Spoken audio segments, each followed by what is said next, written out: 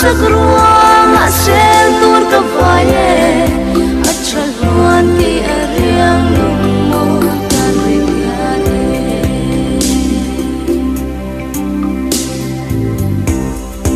kwanuleng mal somnani tange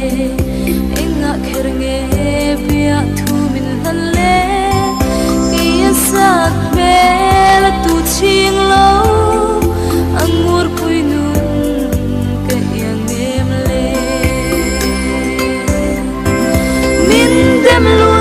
su ka shil sel do